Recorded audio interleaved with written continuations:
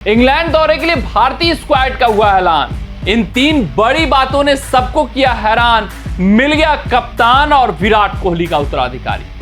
अगर मैं बात करूं भारतीय टीम के नेक्स्ट बड़े असाइनमेंट की, तो इंग्लैंड दौरा है। लेकिन इस इंग्लैंड दौरे से ठीक पहले भारतीय टीम यानी भारतीय ए टीम इंग्लैंड ए के खिलाफ 2 मैचों की टेस्ट श्रृंखला खेलेगी। यार ये श्रृंखला बहुत महत्वपूर्ण है इंग्लैंड के खिलाफ होने वाली टेस्ट श्रृंखला के लिए। यह श्रृंखला निर्धारित करेगी कि इंग्लैंड के खिलाफ टेस्ट श्रृंखला में भारतीय टीम की प्लेइंग 11 क्या कुछ होने वाली है, विराट कोहली का रिप्लेसमेंट कौन होने वाला है, रोहित की जगह कौन ओपनिंग करने वाला है। तो इंडिया ए का स्क्वाड जिसके ऊपर सबकी निगाहें थी कि कौन चुना जाएगा कौन नहीं चुना जाएगा, कौन होगा विराट कोहली का उत्तराधिकारी, सब कुछ सामने आ चुका है। तो अपने इस रिपोर्ट में इंडिया ए के स्क्वाड ब्रेकअप के ऊपर हम चर्चा करने वाले हैं। आपको बताएंगे कि इस स्क्वाड ब्रेकअप के क्या कुछ मायने हैं, वो कौन सी 3 बड़ी बातें हैं जिसने सबको हैरान किया हुआ है। तो आते हैं, आपका ज्यादा समय नहीं लेते हैं, इंडिया ए के स्क्वाड पर नजर डालते हैं। बल्लेबाजों की सूची की मैं बात करूं तो अभिमन्यु ईश्वरन, ये एक अनुभवी खिलाड़ी, हर वक्त इंडिया ए के स्क्वाड में रहते हैं भाई साहब, लेकिन भारतीय टीम में जगह नहीं मिलती है। कप्तान इनको नियुक्त किया गया। यशस्वी जायसवाल, करुण नायर, ऋतुराज गायकवाड़, सरफराज खान। विकेटकीपर बल्लेबाज की बात करूं तो ध्रुव जोरेल, ईशान किशन। ऑलराउंडर्स नीतीश कुमार रेड्डी, शार्दुल ठाकुर, मानव सूतर, तनुष कोटियान। गेंदबाजों की बात करूं तो हर्ष दुबे, मुकेश कुमार, आकाशदीप, हर्षित राणा, अंशुल कंबोज, खालिल अहमद, तुषार देशपांडे। उसमें सुमन गिल, बी साई सुदर्शन इस स्क्वाड से जुड़ेंगे दूसरे जो टेस्ट मुकाबला होगा इंडिया ए वर्सेस इंग्लैंड ए का, उस मुकाबले के लिए। पहले मुकाबले के लिए नहीं रहेंगे क्योंकि उस वक्त तक आईपीएल प्लेऑफ चल रहा होगा।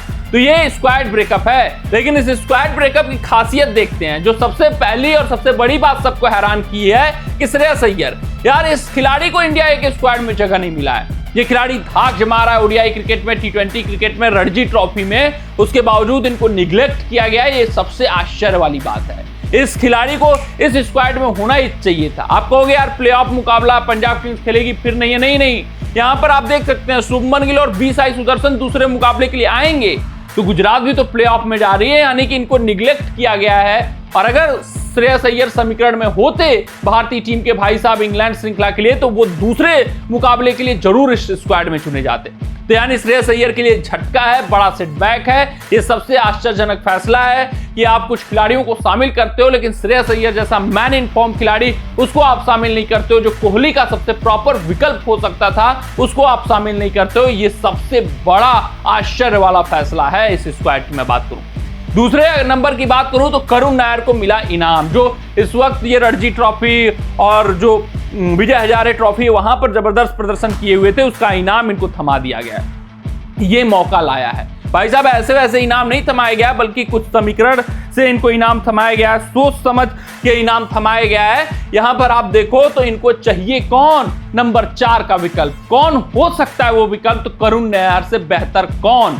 तो करुण नायर अगर यहां पर परफॉर्मेंस देते हैं, इन 2 मुकाबलों में दमदार इनका प्रदर्शन आता है, सरफराज खान से बेहतर खेलते हैं, तो फिक्स करिएगा कि करुण नायर नंबर 4 पे विराट कोहली के विकल्प होंगे। अय्यर की तरफ नहीं, करुण नायर की तरफ भारतीय टीम देख रही है। शार्दुल ठाकुर और ईशान किशन की टीम में वापसी हुई है। ईशान किशन जो man in out of form है, उनको मौका मिला है, और शार्दुल ठाकुर इनके लिए बड़ा मौका लाया है ये इंडिया ए का स्क्वाड। अगर यहां पे प्रदर्शन देते हैं तो भाई साहब ये प्लेइंग 11 में भी अपना जगह सुनिश्चित कर सकते हैं। तो शार्दुल ठाकुर के लिए बड़ा इनाम लाया। गेंदबाजी विभाग में तुषार देशपांडे हैं, खालिल अहमद हैं, अंशुल कंबोज हैं। मेन मुकेश कुमार के ऊपर निगाहें रहेंगी, किस तरीके से गेंदबाजी करेंगे, और आकाशदीप के ऊपर रहेंगी। इन दोनों के ऊपर फोकस ज्यादा रहेगा।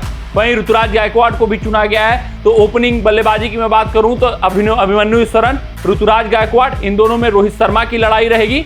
और कौन रोहित शर्मा के साथ ओपन करेगा, क्योंकि बताया जा रहा है राहुल को नंबर 3 या नंबर 4 पे फिक्स करना चाहते हैं ये। और नंबर 4 के लिए करुण नायर, ये लगभग मेरे हिसाब से तय है कि विराट कोहली के रिप्लेसमेंट होंगे, क्योंकि सरफराज खान के ऊपर ये भरोसा उतना नहीं जता रहे हैं। चुना गया है, मौका है सरफराज वर्सेस करुण नायर करने का। लेकिन अगर करुण नायर का शतक आ जाता है एक भी मुकाबले में, तो इनका खेलना तय मानिएगा आप नंबर 4 पे। कमेंट सेक्शन में कमेंट करके बताइएगा कि आपको ये इंडिया ए की स्क्वाड कैसी लगी। मिलते हैं आपसे अगले रिपोर्ट में, तब तक अपना ध्यान दें, सुरक्षित रहें, स्वस्थ रहें, मस्त रहें। जय हिंद, जय भारत।